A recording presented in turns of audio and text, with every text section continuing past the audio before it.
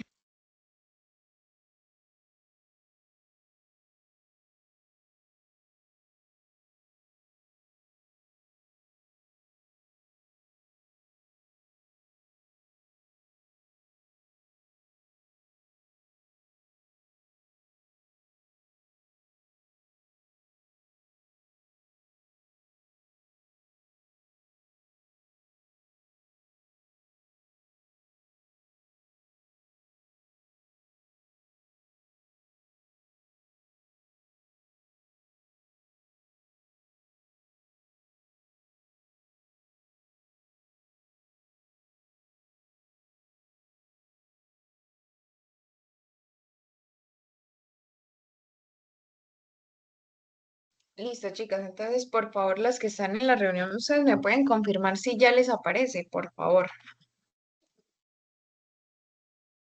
Sí, profe, ya sale la tarea. Dale, perfecto. Entonces, vamos a iniciar a continuar con la clase del día de hoy. Ya les voy a compartir pantalla y ustedes me confirman.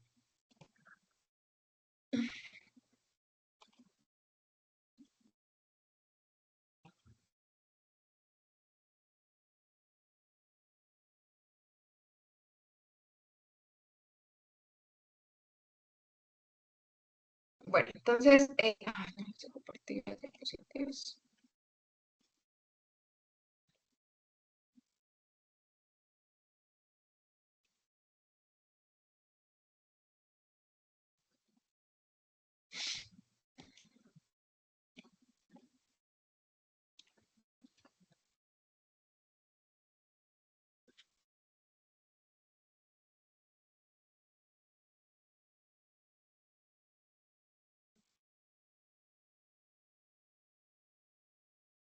Listo, ya están viendo las diapositivas, ¿cierto?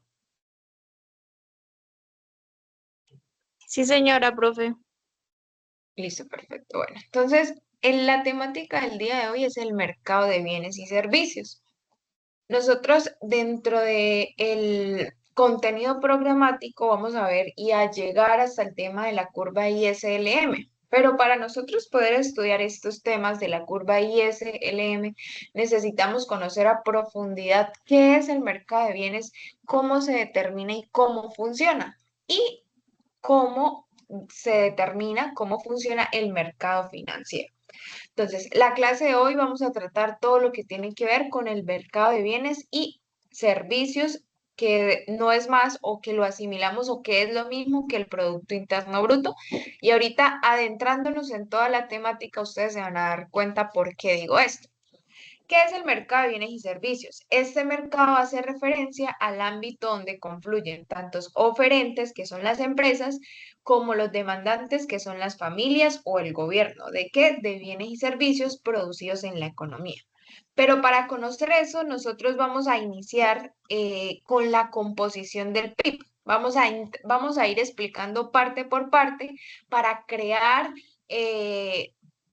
toda la ecuación o toda el funcionamiento de lo que es el Producto Interno Bruto y de lo que es el mercado de bienes y servicios, ¿vale? Entonces, iniciamos con lo que es la composición del Producto Interno Bruto. ¿Qué es la composición del Producto Interno Bruto? Y nosotros ya lo veíamos anteriormente. Entonces, cuando por ejemplo, se realiza la compra de una máquina por parte de una empresa, la decisión de un consumidor de ir a un restaurante o comprar pupitres por parte del Estado son decisiones que claramente son muy diferentes, ¿sí? Hay que comprar una máquina por parte de una empresa, es una decisión que hay que tomar.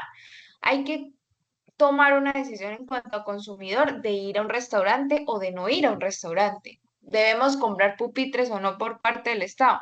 Estas son decisiones que normalmente se dan dentro del funcionamiento y dentro de la interacción de una economía y dependen estas decisiones de muchos factores diferentes, pero que inciden en la decisión de cada agente económico. Entonces, si nosotros queremos saber de qué depende la demanda de los bienes y servicios o cómo funciona el mercado de bienes y servicios, pues tiene sentido descomponer y empezar a estudiar esta primera parte, que es la composición del Producto Interno Bruto.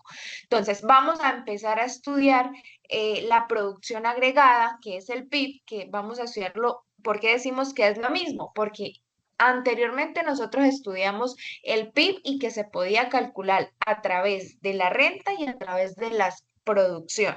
Entonces, por eso nosotros mostramos esta composición del PIB, empezamos a estudiar la descomposición de la producción agregada para poder entender y saber de qué depende la demanda de los bienes y servicios. ¿Por qué vamos a estudiar las dos partes? Vamos a estudiar mercado de bienes y servicios y cuáles son las fuerzas que interactúan en el mercado de bienes y servicios, pues la demanda de bienes y la oferta de bienes.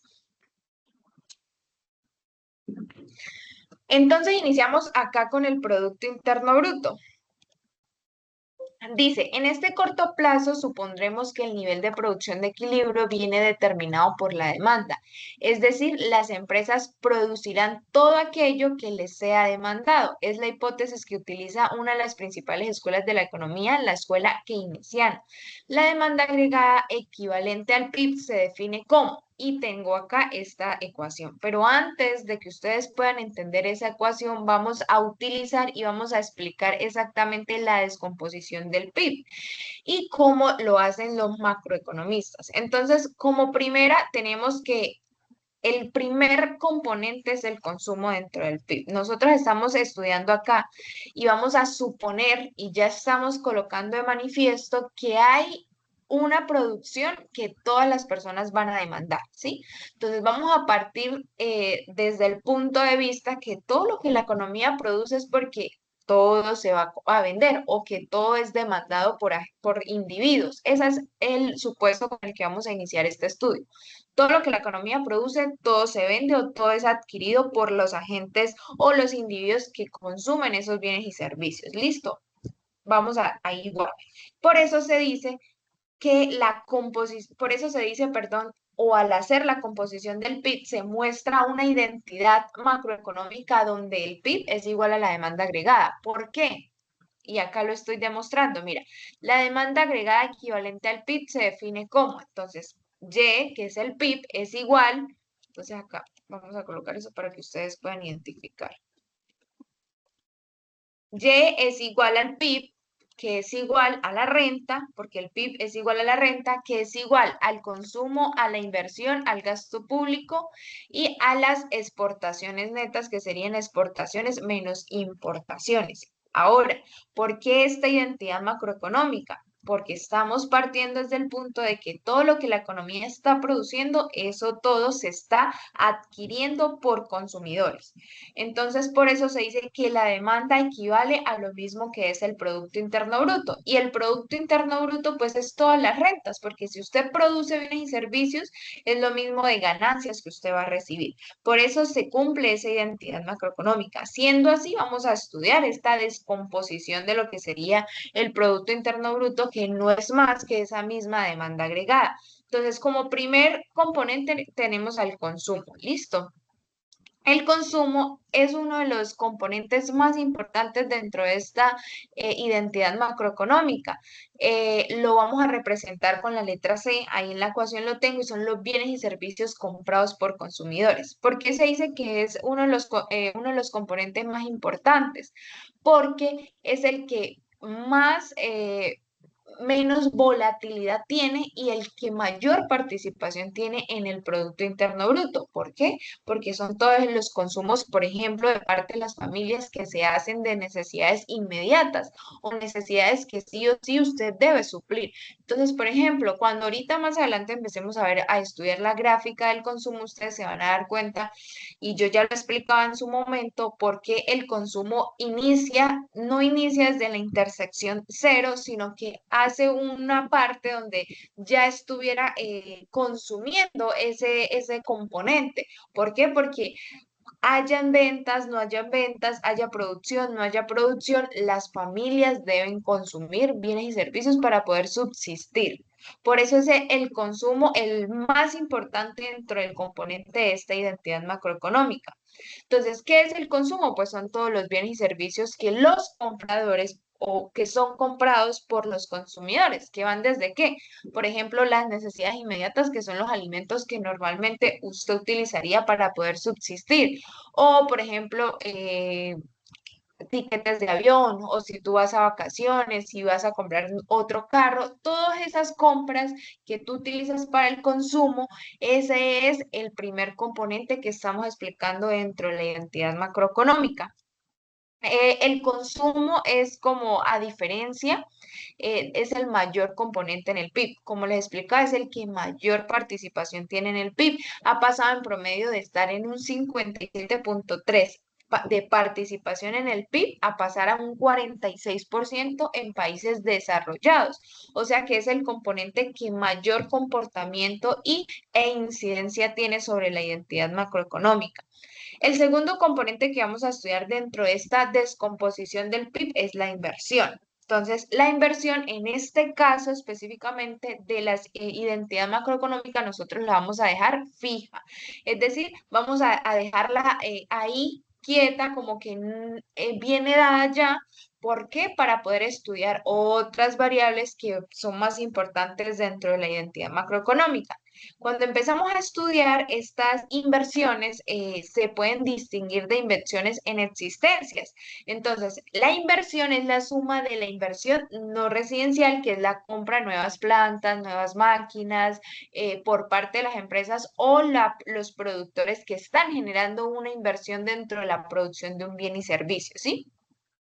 Entonces, este componente es importante, no vamos a decir que no, pero lo vamos a dejar dado. Cuando se estudia la macroeconomía, hay unas variables que se le llaman exógenas, que son del exterior y que se van a dar como dadas. Entonces, en este caso, vamos a dejar esta variable, que es la inversión, quieta, o sea, viene dada. Vamos a dejarla que viene dada ya, para que no nos confundamos en el estudio de las otras variables.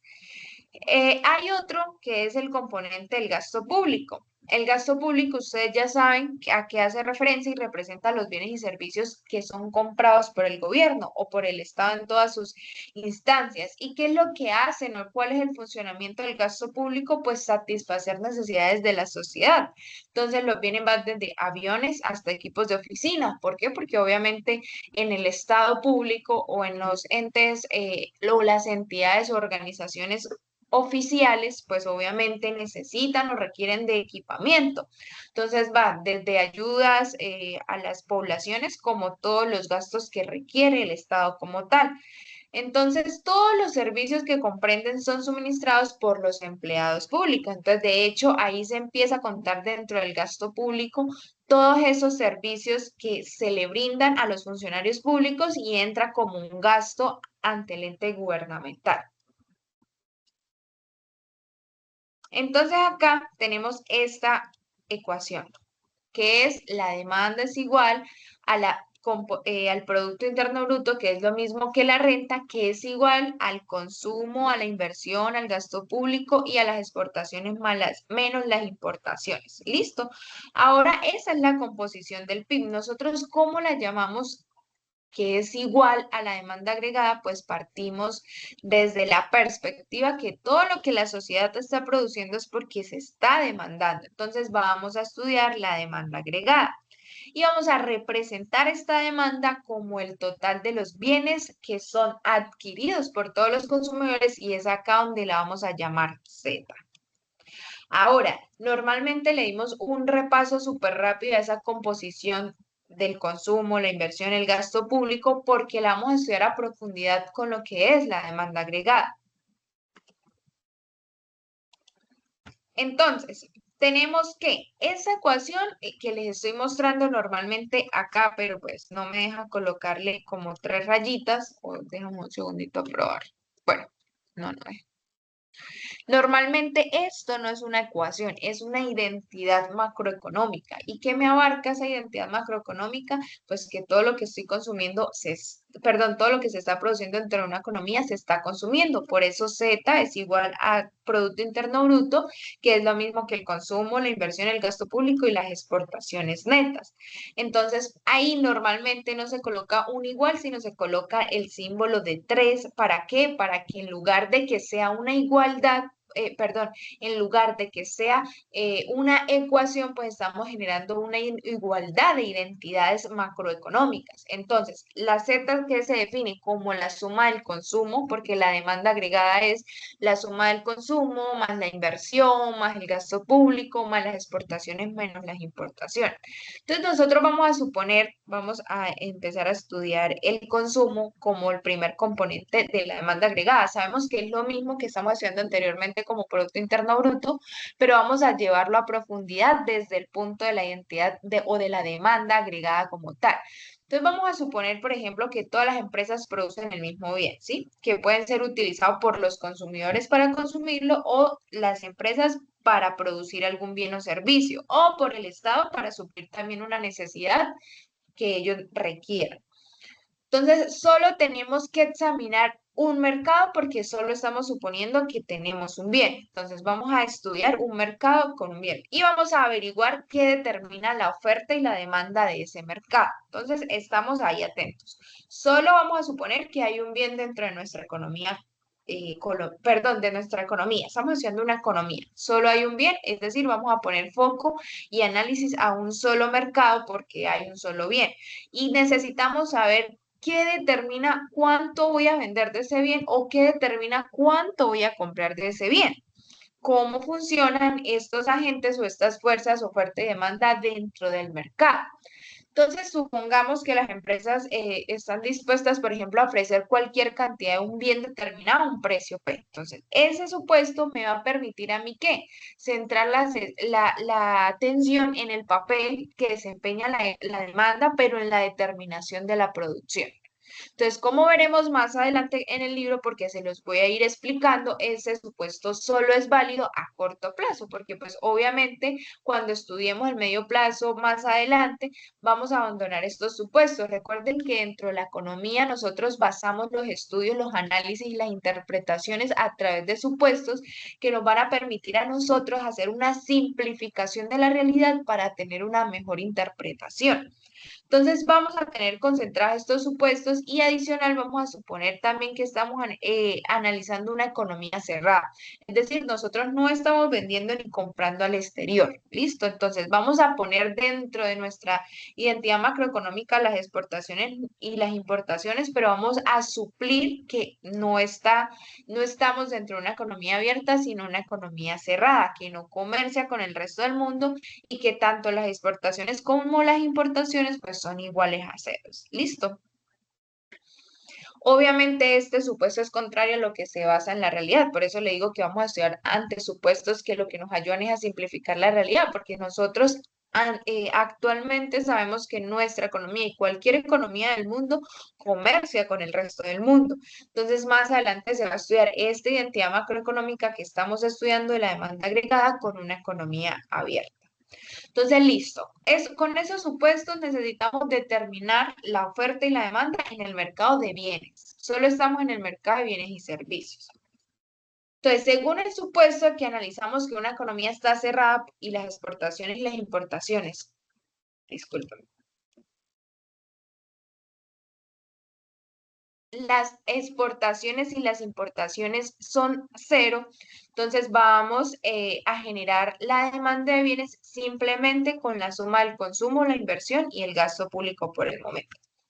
Entonces vamos a estudiarla acá en esta partecita. Vamos a ponerla acá para que ustedes vean.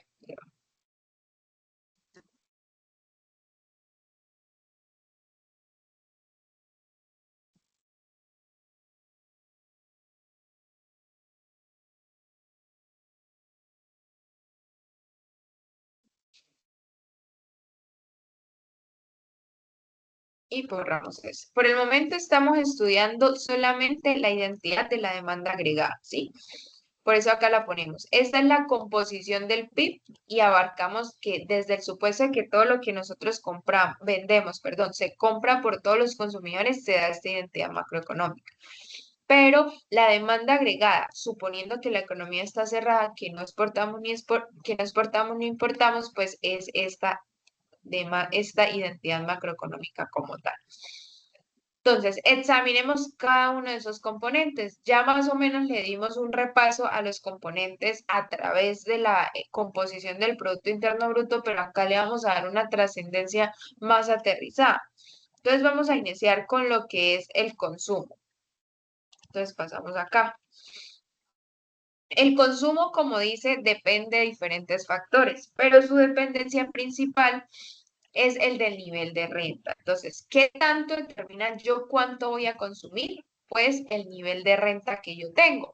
Pero ¿cuál exactamente el nivel de renta? Pues el nivel de renta disponible porque nosotros todo el ingreso que generamos no lo gastamos. A veces generamos una parte al gasto y otra parte al ahorro. Entonces, el consumo va a depender del nivel de renta, pero específicamente de la renta disponible. ¿Y por qué? Porque nosotros también tenemos otros gastos que se generan a través de impuestos. Entonces, si la renta aumenta el consumo, si la renta aumenta el consumo, perdón, si la renta aumenta el consumo, la renta baja, espero que no, está mal escrito ya. Si la renta, tenemos acá. Tenemos que el consumo depende de diferentes factores. ¿Cuál es el factor de la renta disponible? Entonces, ¿en qué está función la renta disponible? Pues el consumo es igual o está en función de esa renta, pero esa renta disponible al mismo tiempo depende de otros factores. Como lo decimos, no todo lo que nosotros adquirimos de ingresos nosotros lo vamos a generar en un gasto, sino que hay unas partes que sí de pronto vamos a consumir o hay otras partes que vamos a generar como un ahorro. Entonces, generalmente el consumo va a depender es de la renta disponible. ¿Cuál es esa renta disponible? la renta que normal usted genera menos los impuestos. Entonces, por eso en este caso tenemos eh, esta identidad macroeconómica. Ahora dice, si la renta aumenta, el consumo aumenta, y si la renta baja, el consumo baja. Entonces, ¿qué me quiere decir esta identidad macroeconómica? Pues que hay una relación directamente proporcional y que si aumenta una variable, pues aumenta la otra variable. Entonces, acá vamos a poner para que ustedes puedan identificar esta partecita positiva, positiva.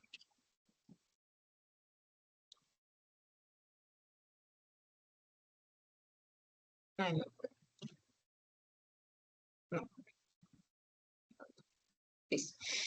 Entonces no vamos a dejarlo así porque si no creo que se confundiría. Entonces tenemos el primer componente que es el consumo, que ya sabemos que depende de diferentes factores, pero especialmente o sea, la principal dependencia o incidencia que hay dentro del consumo es la renta, pero específicamente la renta disponible, la renta que queda libre. Entonces, a medida que aumenta el consumo, perdón, a medida que aumenta la renta, las personas van a tener mayores ingresos para aumentar la disponibilidad de recursos a consumir. Ahora, acá podemos ver reflejado que la línea recta del consumo no inicia específicamente de la intersección cero, sino que ya hay una parte que se dice que es consumida y es ahí donde vamos a explicar lo que es el consumo realizado o el consumo autónomo.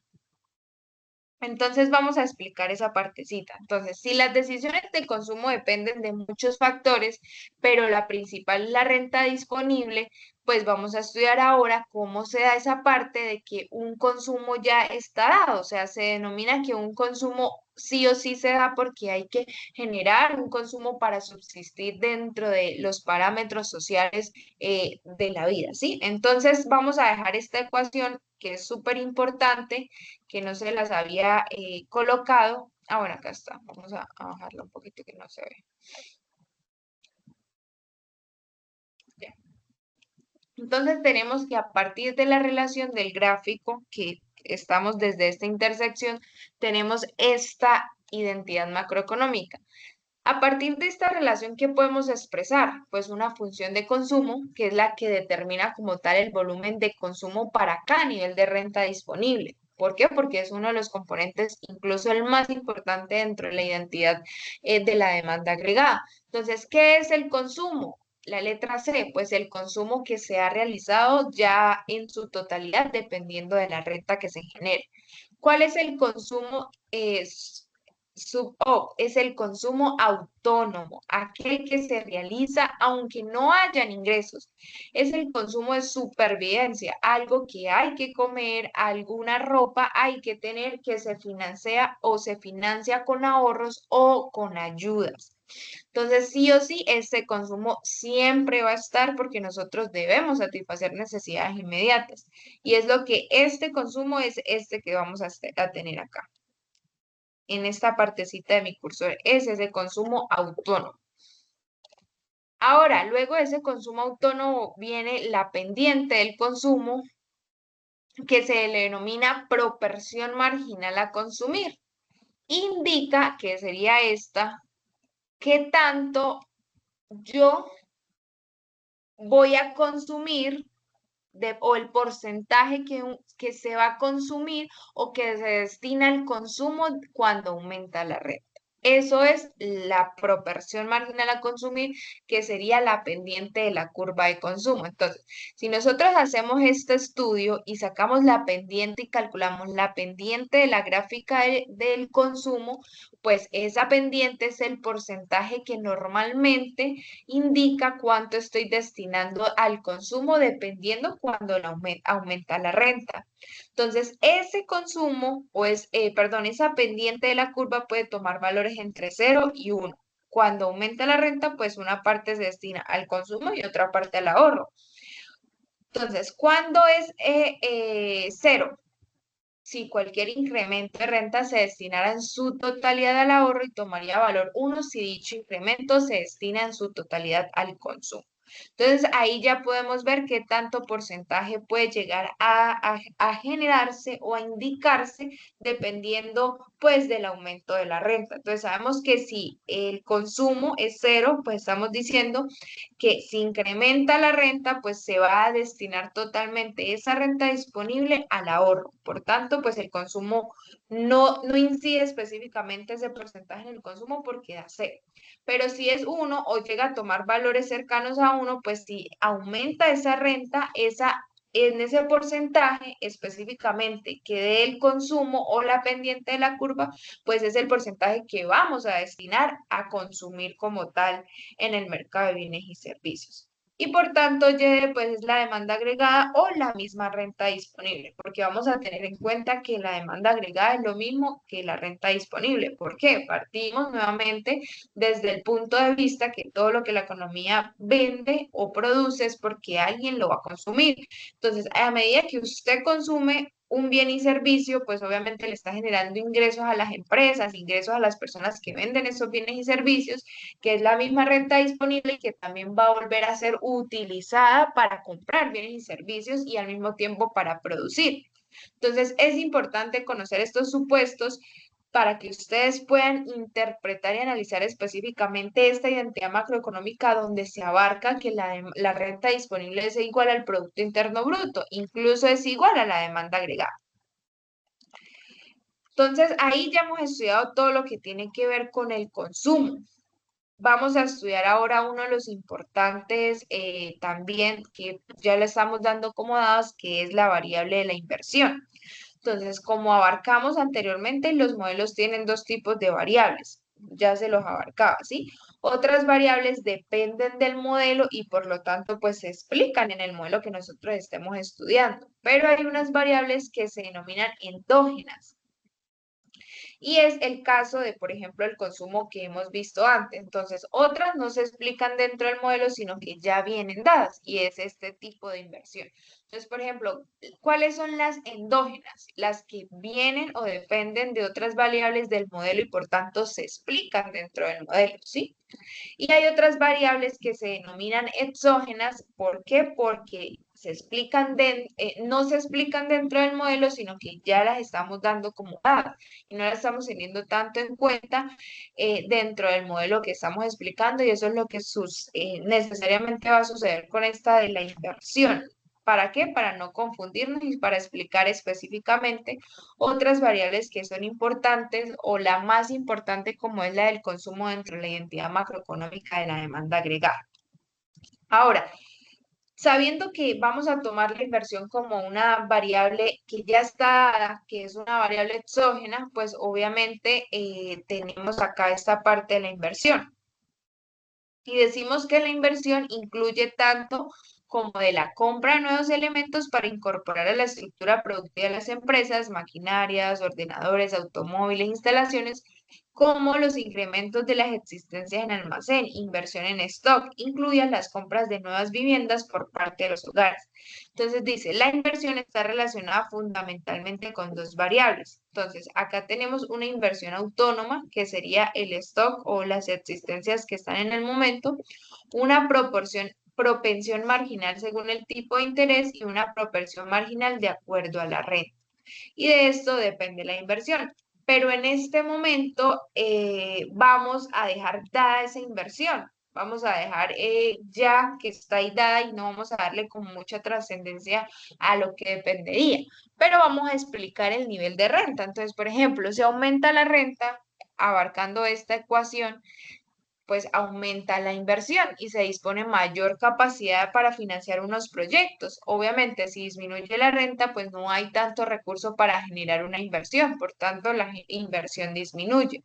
Pero también la inversión depende del tipo de interés y con este tipo de interés, acá tengo la gráfica, también tiene una relación inversa, es decir, si aumenta el tipo de interés, pues va a disminuir la inversión que se realiza dentro de los proyectos, pero si disminuye el tipo de interés, pues va a aumentar esa inversión en los proyectos. Entonces, también influye en gran medida un factor psicológico, las expectativas empresariales, aunque es muy difícil de cuantificarlo. Pero por el momento nosotros vamos a estudiar estas dos variables o estas dos incidencias que hay dentro de la inversión. El nivel de renta, porque depende la inversión del nivel de renta y del tipo de interés. Luego seguimos con lo que es el gasto público, que es el tercer componente dentro de la demanda agregada de nuestro modelo. Y junto con los impuestos describen lo que va a ser la política fiscal. Por eso es importante conocer este gasto público, este componente dentro de la demanda agregada, porque la elección de los impuestos y del gasto público por parte del gobierno es lo que va a determinar cómo incide el gasto público dentro de nuestra demanda agregada. Entonces, al igual que hemos dicho con la inversión, vamos a considerar específicamente el gasto público y el impuesto como unas variables exógenas. O sea, las vamos a dar ya dentro del modelo económico para poder estudiar todo exactamente del mercado de bienes. ¿Listo? Entonces, en el mercado de bienes y servicios vamos a estudiar específicamente a cabalidad el componente del consumo. Entonces, sin embargo, pues la razón por la que vamos a suponer que el gasto público, que los impuestos o que la inversión sean exógenas es exactamente la misma que pues utilizamos y que se basa en dos argumentos en cuanto a la inversión. Los gobiernos, por ejemplo, no se comportan con la misma regularidad que los consumidores a las empresas. O sea, eso es una interacción que sea mucho más dinámica. Por eso la vamos a dar como dada. Y en segundo lugar, pues lo más importante de las tareas macroeconómicas es realizar y analizar las consecuencias de las decisiones sobre el gasto y los impuestos, pero lo vamos a estudiar más adelante. Por el momento, donde vamos a estudiar el mercado de bienes y servicios, específicamente nos vamos a centrar en lo que es la determinación del componente del consumo. Entonces, dentro de esto tenemos gasto público, pues ya lo abarcamos, que es la suma de los gastos gubernamentales, de bienes, servicios finales, incluyen los sueldos de los funcionarios públicos, la compra de armas para los militares, así como los gastos de inversión. No incluye ninguna transferencia de pagos, tales como la seguridad social o las prestaciones por desempleo. Adicional, también están las exportaciones, que representan las exportaciones brutas. El PIB refleja la cantidad que produce un país, incluyendo bienes y servicios producidos para el consumo de otras naciones. Por lo tanto, las exportaciones se suman y son tenidas en cuenta en el PIB nacional. Y por último, pues tenemos la representación de las importaciones brutas, que son todos los bienes y servicios que nosotros estamos importando o adquiriendo, bienes extranjeros para la satisfacción de nuestras necesidades, ¿vale? Esto lo vamos a omitir y vamos a verificar antes de pasar a lo que es el producto, a la determinación del equilibrio de la producción. Vamos a determinar este versus que es entre el PIB y el Producto Interior Neto y el que es la medida de la producción de bienes y servicios finales de un país teniendo en cuenta la depreciación del capital. Entonces, vamos a poder estudiar eso a través de la depreciación de las instalaciones, de los equipos de producción, porque hace parte de la composición del Producto Interno Bruto. Entonces, acá tenemos la ecuación de lo que es el Producto Interior Neto, que es el PIB menos el consumo de capital fijo. Entonces, de esta forma nosotros vamos a poder ver las cifras del PIB real y que nos va a permitir calcular o identificar una tasa de crecimiento del PIB y nos va a informar de qué tanto ha crecido o qué tanto ha disminuido la producción de un país a comparación de otros periodos de tiempo. Esto lo vamos a omitir.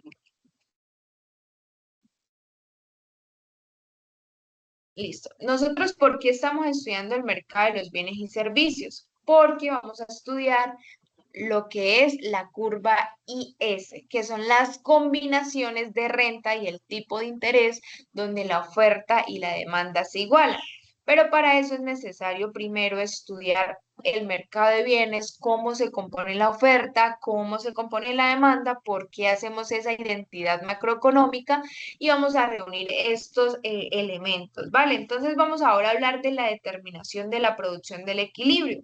Cuando un proceso o cuando un mercado está en equilibrio, pues cuando estas identidades macroeconómicas se igualan entre sí. Entonces vamos a avanzar acá en este gráfico. Les voy a mostrar el gráfico que tenemos por acá. Esto ya lo estudiamos. Segundo componente.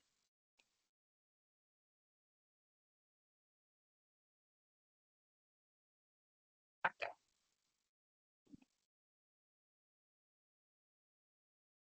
de la curva y es.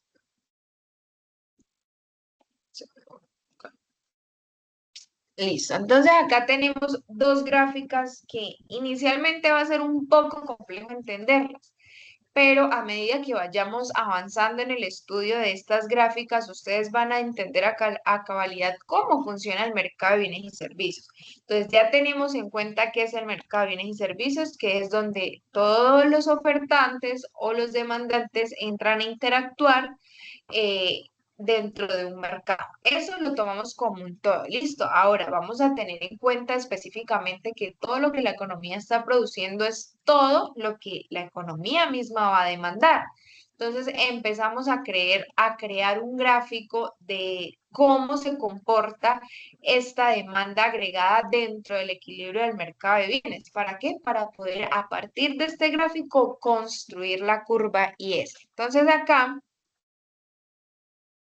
en la diapositiva, en la parte de abajo, nosotros tenemos, esta es la construcción de la curva IS, esta partecita, y por eso le coloqué la IS. Y esta parte es la demanda o el equilibrio, la determinación de equilibrio en el mercado de bienes. Entonces, ¿cómo construimos esta primera gráfica? Porque cómo construimos la curva IS a partir de la gráfica del equilibrio del mercado de bienes y servicios. Entonces es importante saber construir esta gráfica porque a partir de la gráfica de la curva del mercado de bienes nosotros vamos a permitir crear la curva IS. ¿Qué es la curva IS? La curva IS es, vamos a estudiarla y representa las distintas combinaciones entre la renta nacional y la tasa de interés que hacen que la oferta agregada y la demanda agregada en el mercado de productos se igualen. Es decir, la curva IS muestra los pares de niveles de renta y tasas de interés para los cuales el mercado de bienes se encuentra en equilibrio. Entonces, si esta combinación de intereses y renta son las combinaciones en que el mercado de bienes está en equilibrio, pues obviamente debemos saber construir o hallar el equilibrio en el mercado de bienes. Entonces tenemos esta gráfica, pero se las voy a mostrar en esta parte porque me parece más sencilla acá para que ustedes puedan entender y ya luego podemos construir la otra partecita.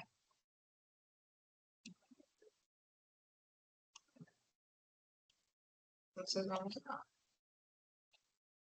a ponerla acá.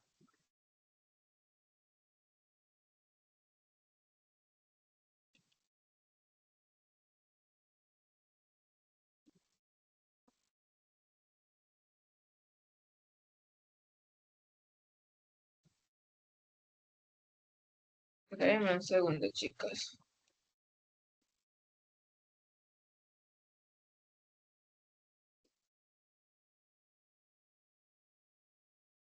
Vamos a tenerla acá. Me parece que es como más dinámica que la que tengo ahí en las diapositivas. Entonces, equilibrio del mercado de bienes y servicios, para que ustedes la puedan visualizar.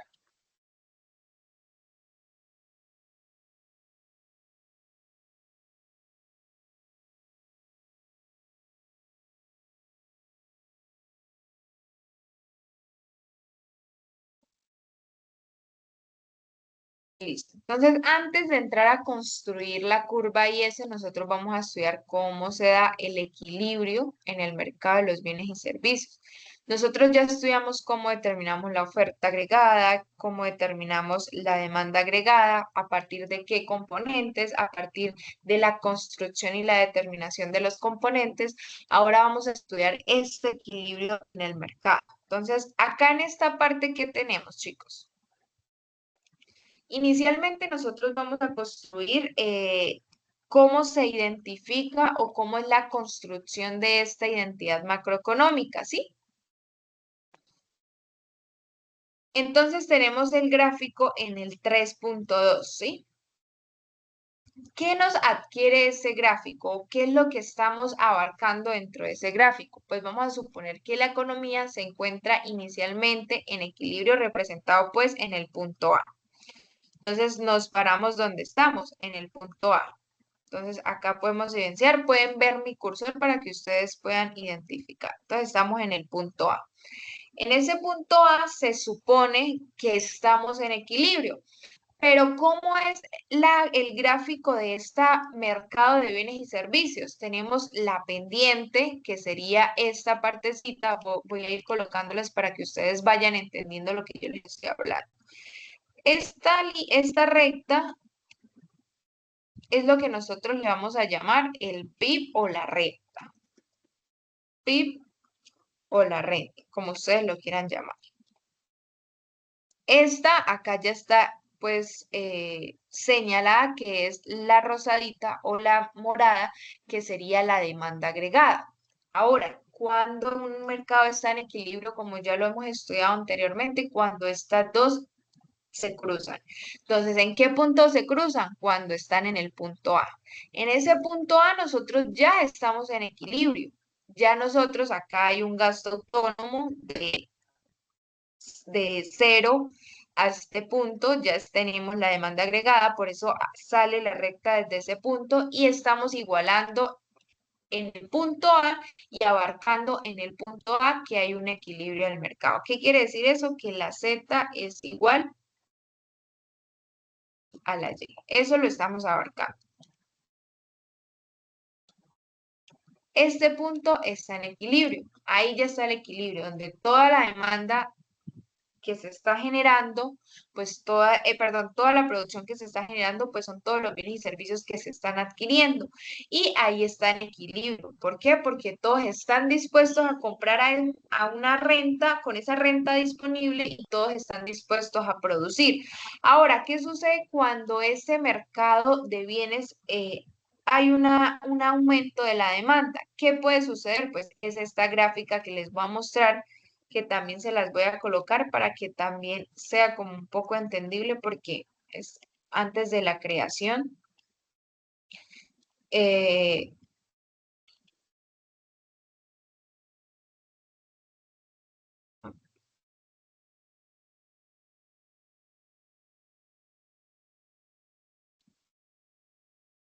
Vamos a recortar. Entonces tenemos esta gráfica. Así es lo mismo. Quiero mostrarles esta gráfica porque las que tengo en las diapositivas son un poquito complejas de entender y es la que quiero que solamente vean cuando vamos a construir la curva IS, porque es una similitud que se realiza. No nos permite pegar.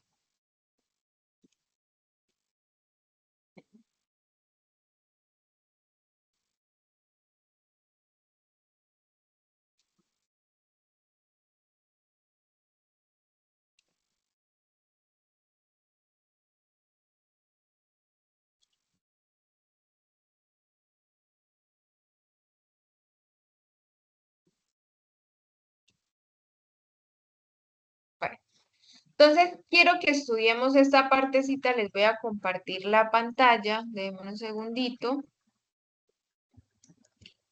De cuándo se da un equilibrio en el mercado. O sea, ya nosotros tenemos cuándo se da un movimiento de la curva de la demanda en el mercado.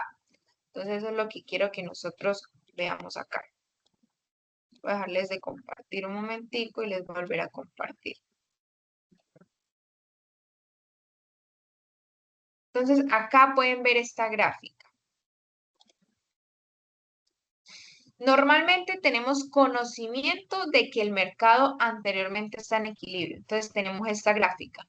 Tenemos un equilibrio en el mercado donde estamos en el punto A, donde la demanda se iguala a la producción. Listo, perfecto. La producción se encuentra en su nivel de equilibrio donde debe ser igual a la demanda. Todo lo que se está produciendo es todo lo que se está demandando. Perfecto.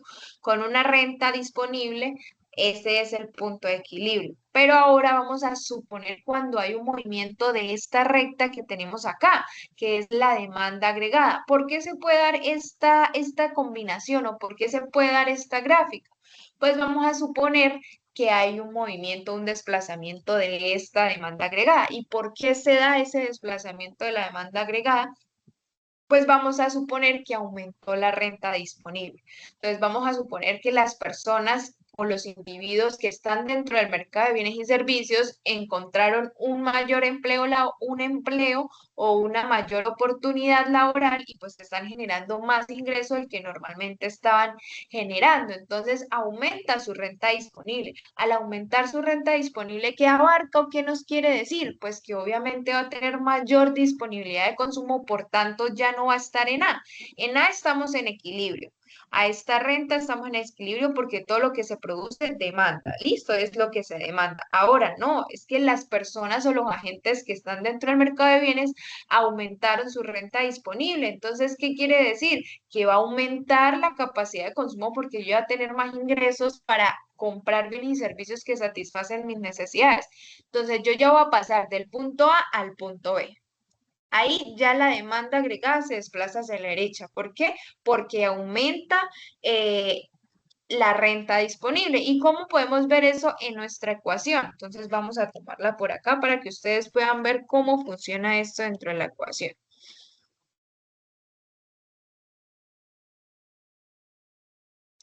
Tenemos acá la ecuación de consumo. Acá más arribita. La de consumo, perfecto. Por acá, acá. Tenemos la ecuación, perdón, acá, de la demanda agregada.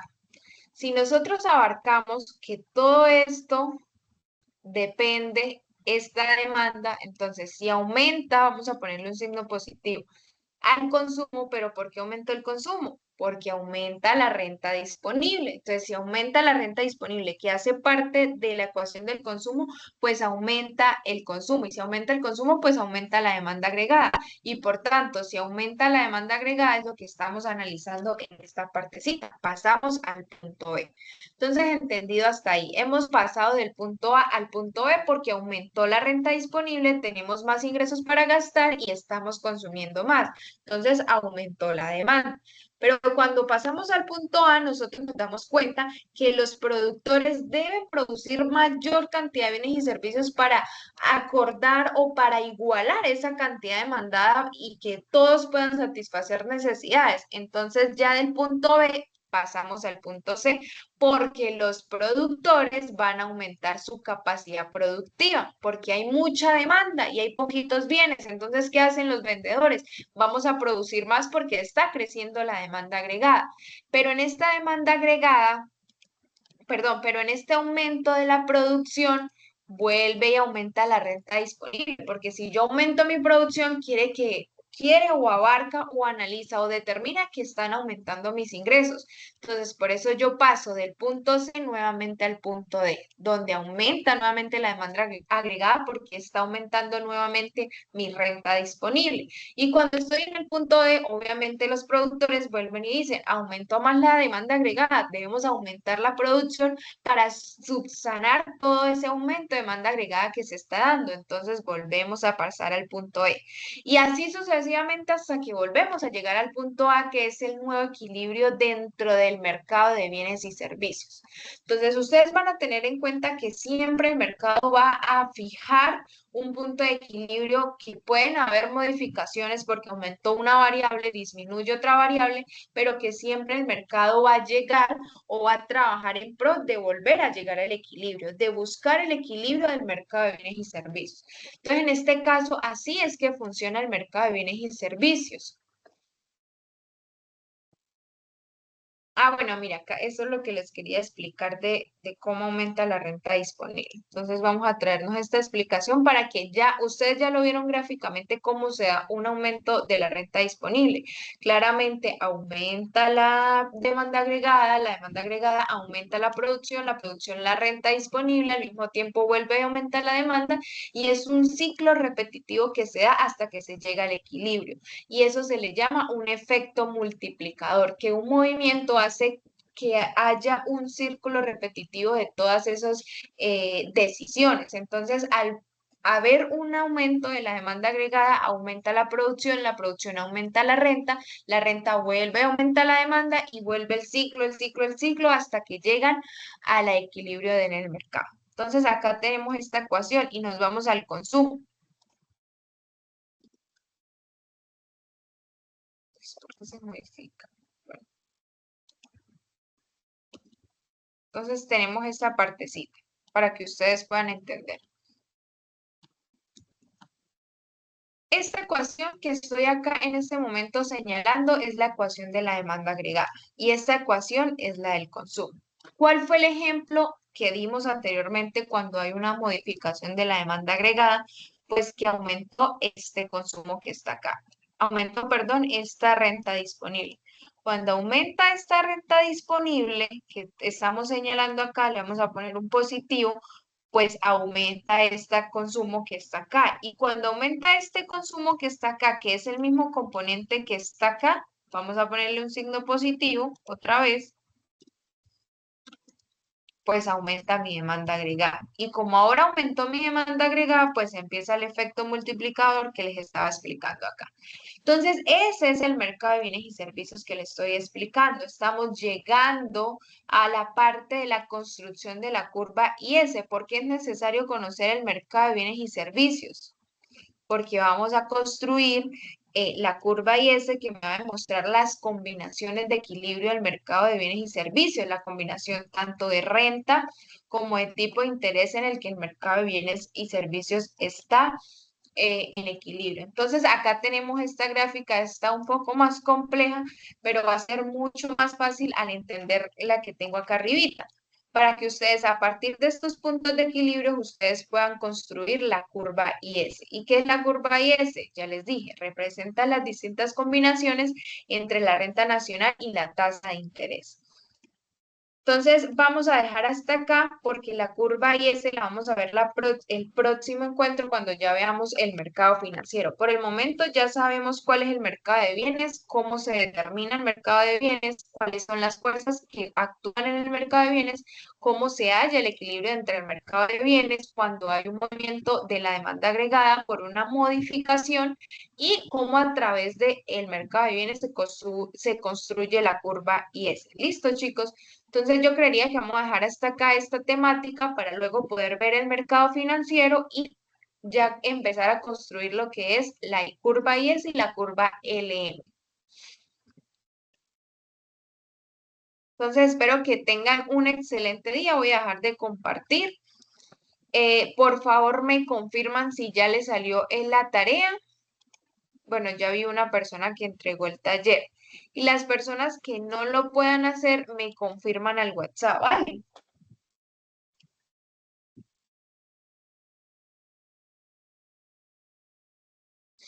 ¿Alguna duda, inquietud o todo correcto hasta el Hay que momento? volver a subir la tarea nuevamente.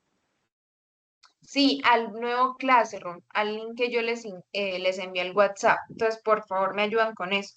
Si usted ya lo entregó es que el Classroom anterior ya no va a servir, o sea, ya ahí no se va a volver a colocar ni asignar tareas porque no hay espacio en el Drive. Entonces, este es el nuevo Classroom que se va a utilizar y por eso necesito que todos ingresen y asignen y entreguen las tareas ahí para que haya una trazabilidad y un orden en todos los talleres del 60% del portafolio, ¿vale? Listo, profe, gracias. Listo, que tengan una